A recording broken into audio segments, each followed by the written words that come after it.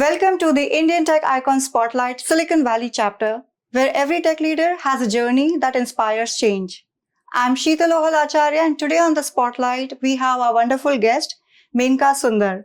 From Amazon to VP of Enterprise Architecture at HP, Menaka is celebrated for raising standards for technical brilliance, collaboration, and leadership. Hi, Menaka. Welcome to the show, and it's wonderful to host you today. Thank you, Sheetal. Thanks for having me here. So, Menaka, you have had an inspiring journey. So, when you look back at your journey, what is the most defining moment of your career till now? See, before I took my leadership, I was very known for doing my job really well. And, I was, one person who was passionate about technology from get-go, from all the way from my high school to college to, in my workforce. And my boss at that particular time had inspired me and said, why don't you take on leadership? And I'm like, why would I do that? I'm pretty happy in doing what I'm doing. One of the things that he said is a good leader is a leader that doesn't want to be a leader and somebody who can replicate the goodness. So something that inspired me as an aha moment is the reason why I jumped into leadership is not just for me to drive a fame or anything like that, but it's also to replicate what I can do to make a team of people do and succeed as an organization. So that's definitely something that I've kept it very close to my heart, to clone and to drive the goodness and outcomes in an organization. So it wasn't planned for you, but you were kind of open for all the unexpected opportunity came, right? And, and it was very inspiring enough. And I'm like, let me take up the challenge. But it also consumes a lot of time, it's dedication, and it's a bigger responsibility because you're not just responsible for your success and failure, but you also have to take care of your crew with you and make them successful. Absolutely. And, what are the things that, you got to know about leadership only when you stepped into the senior roles, which you were not aware before? Yeah, see, you always think because you're top in the ladder, whatever you say, everybody has to listen. It's not like that. You have to lead through inspiration. You have to lead through data. You have to lead through, what is right for an organization in terms of pursuing somebody to wanting to do something for you. So leadership is not about command and control. It is all about inspiration. And it's also about making sure that you're taking the right decision with limited data that you have, and then making the decisions with your team and taking your team along in success. So, Menaka, what's the difference, according to you, is between managing people and leading people? To me, a good leader is somebody who always looks after the team and who works for the team. That's what leadership is about. Leadership is about am I doing what's right for the company? Am I doing what's right for the shareholders? Am I doing what's right for the organization? And you're building an ecosystem that people will want to come and work in your organization. So creating that culture of belonging is super important. When you're managing people, you're more on the administrative side of the management. Did I get the time card done? Did I do the performance review? So it takes a lot for a person to grow from a manager to a leader. And even many of the leaders that they call themselves as leaders still do management, right? So I really think that maturity needs to come in, right? Looking after the crew, taking the crew along with you, growing the business, and also driving the end shareholder value for the organization. And taking the crew with you is the most important aspect, if you ask me. That's a great perspective. So, Menaka, when you look at your team and when you look for building future leaders, so what are the qualities that you look for in your team? I definitely look for ownership. People who can say, hey, this is not my job. No, I don't look for those qualities. People who wants to own different problems, and people who are go-getters. They don't want solutions to fall in the plate, but they go and seek for solutions. So I'm definitely looking for ownership. I'm looking for people who can, dive deep and take actions. And the third thing I'm looking for is people who can influence, people who can negotiate, because you need enough backbone to do what is right. Because if you're just going to be a people pleaser, you're just you never can challenge anybody. Sometimes I have to challenge my own leadership. I have to challenge the people that work for me in a very positive way, in such a way that you're looking at insights, you're looking at data, and then you're making a more meaningful challenge. You're not challenging an individual, you're just challenging the thinking. So I constantly look for these qualities, and where I see potential, I give them opportunities in various leadership courses to make sure that we are creating the next generation of talent. Wonderful. And Menaka, let's talk a bit about your current role. What currently you do, and what's a normal day look like to you? Well, first of all, my normal day starts with who I am as an individual. So I'm a mom of 3 kids, 3 wonderful kids. So my day starts with making sure my kids go to school on time. Basically, I travel 40% of the time, and I manage a team of close to 200 people who are technologists in the organization, who are in the front end of customer transformation. So we work across technology platforms, from various things, from hardware to software through AI right now. And we are always constantly advising, our customers and our customers' leadership in terms of what their technology transformation should look like. So I'm either, my calendar is back to back, either in customer calls and internal operational management, and then, basically team building and anything that I need to do to navigate, between customer, between internal calls, and between, people management. So that's basically how my schedule looks like. And if I'm fortunate, I generally finish off my day by 5 o'clock, and, I take some time for myself, either go for a run or, take care of myself, my health. And then again, catch up with any of the worldwide teams that I need to catch up, and finish my day by at least by 10:30, 11, and then start your next day by 5 o'clock. So yes, it's a crazy, but it's good. It's in a positive way. Yeah, that's wonderful. And being into Bay Area, I think that's like, the travel and the time commute time to that. time. Yes, it's yeah. Absolutely. That's 3 hours at least of your time. Yeah. Absolutely. And when you get free time, are there any personal interests or hobbies that you pursue? Yeah, I love going for hikes. I love to do workouts. I love pottery. I love paintings, and I love pottery. So, and obviously, I love watching movies and, just relaxing myself and unwinding myself. So, we live in a beautiful place where there are beautiful vineyards. So we go on a long hikes in the vineyards and, just take a hike and be happy with it. Yeah. Wonderful. And then talking about, again, coming back to the technology aspect, how do you see the transformations happening these days as compared to the companies were transforming in previous 5 years or so? Yeah. We are in an unprecedented time right now. And I think this would be the massive transformation that tech is going through, at least in my era. Before I retire, I think this would be the biggest transformation that we're going through.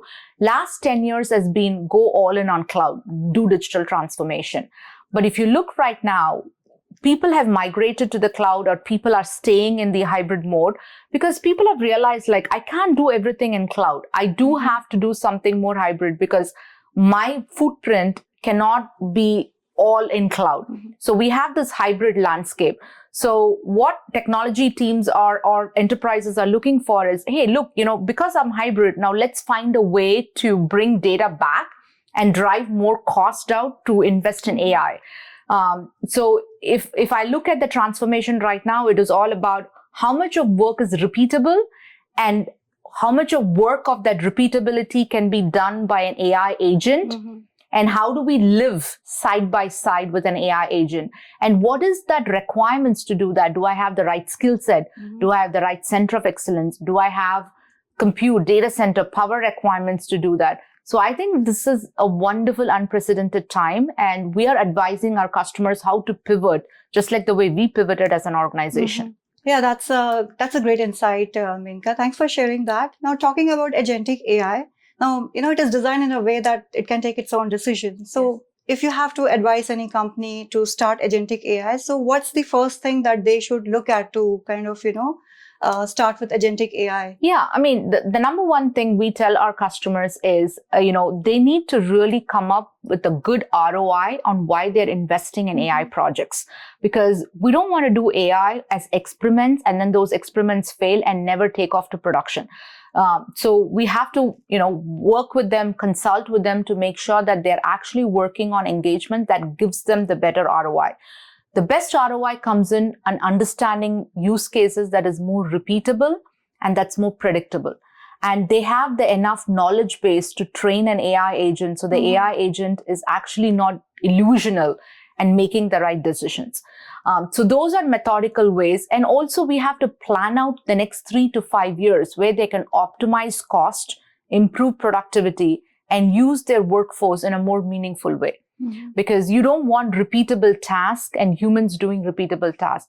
The expectation in the future is, 50% of my repeatable task will be done by an agent, and the one that requires non-repeatability and human intelligence, we coexist with agents. Yeah.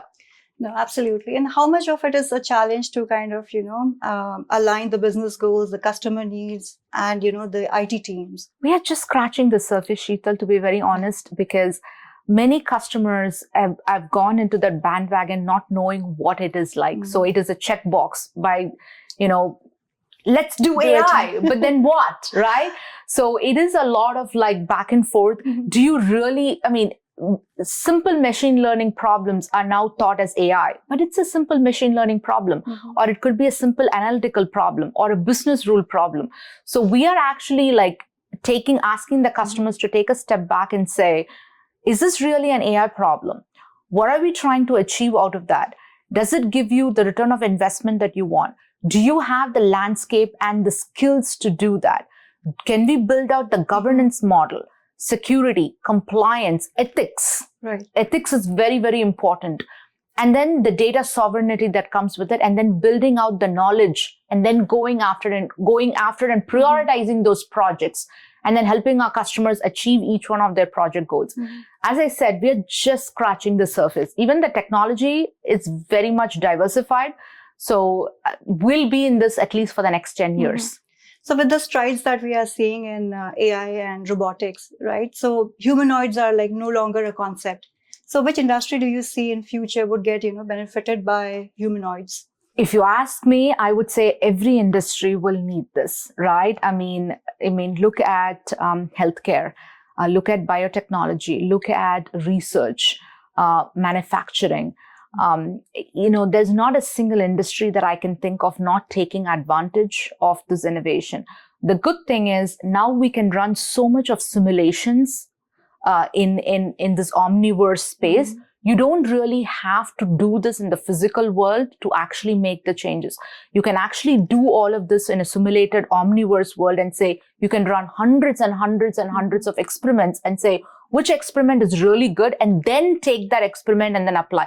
So you see the cost savings that comes out of that, right? Absolutely. So I really think that because we have the ability to do that in the omniverse to the physical world, it's quite possible that every industry can take advantage of that. So Jensen basically says it in a very nice way, right, from NVIDIA. He says, like, in order to build a factory, you first need to build an AI factory, which tells you how to build a factory, and then you go build a factory.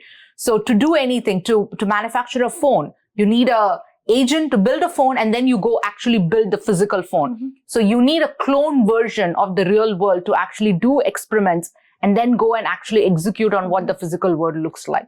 So I think we are blessed to get to that phase anytime between 5 to 10 years.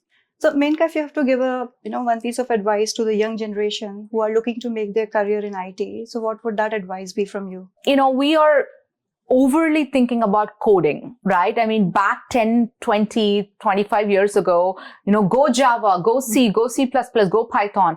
I think our young generation to really focus on physics and mathematics, because that's going to be very much the foundation of what the growth, because they're going to be machines that's going to write code. So you don't really have to spend a ton of time. Yes, you do have to get your basics, but I really think people are passionate about mathematics. They need to double down on that. Physics, they need to double down on that. So those are the areas that builds up to what the future looks like, and also nurture coding where it's required, but not to the rush that we've had 25 years ago, like Java 1, Java 2, Java 3. I don't think that is required for the future, because I think machines are very much capable of writing code. So, stay as a nerd, explore as much as you want, and embrace AI. I think the people who run away from the AI are the one who will be at more disadvantage than people who embrace AI. I've taken an approach where I leverage my own research and I also leverage the research that comes from AI. I compare and contrast, and then I make a human decision. I request the younger generation to do the same thing as well. Do your own research. Also ask AI to give you the data and then compare and contrast and apply common sense.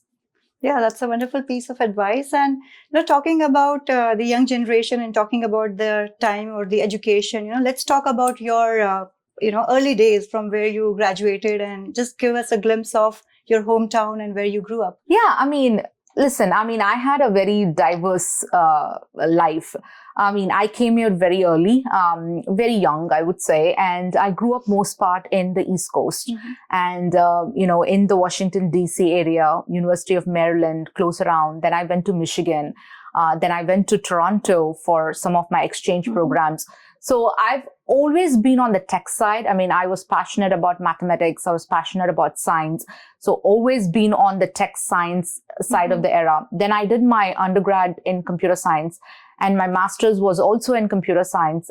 And then my first job was in New Jersey. I survived through my first job, and then my second gig and my third gig. And then I moved to the Bay Area back in 2007. So since then, I've been in the Bay Area. And because I've been so ingrained in tech, my life has been in tech. I don't look at tech just as a software or something. I look at tech from end to end, like from hardware, from silicon, to the software, co-engineering with it, and then everything that comes with it. But I expect the next generation to explore different domains, because, you don't have to be a techie from get-go. Tech can, even if tech is your passion, you can get there in many different avenues. Even if you become like biotech in your undergrad, you can get to tech.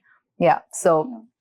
Oh, absolutely. So what's the difference? Like you mentioned, you have lived in East Coast and you have also worked in East Coast. So what's the work culture difference that you have seen, East versus West? In East Coast, my work started at 7 a.m. In the West Coast, my work starts at 9 a.m. because at 7 a.m. you start driving. So yeah, East Coast is very formal, is extremely formal in terms of your dress codes, the communication, the work ethics and culture. And West is more like it is caught up to the innovation much faster. In fact, we've created innovations here. So it is very much of a relaxed workforce, very much embrace the hybrid work culture. You work from home for a few days, you go to office a few days, you're on shorts, you're traveling. So it's very much of a relaxed workforce, I would say. But, I've embraced both because I have customers all across North America and even outside of North America and Europe and everywhere else. So the diversity of culture brings diversity of thoughts. So when you're working with teams in different areas, you kind of look at their point of view and try to understand what you're missing out. So Menaka, living in Bay Area, it's all about, VCs and startups everywhere, right? You go to any coffee shop, everyone is talking about a new idea. So have you ever, yourself, you had any bucket list that, I want to start or have my own venture at some point in time? It's funny that you asked that question, because I treat my everyday job as a startup, because that's the culture that I have for my team. I do not look at my team as, hey guys, you're working for a multi-billion-dollar company, take a back seat and everything is set.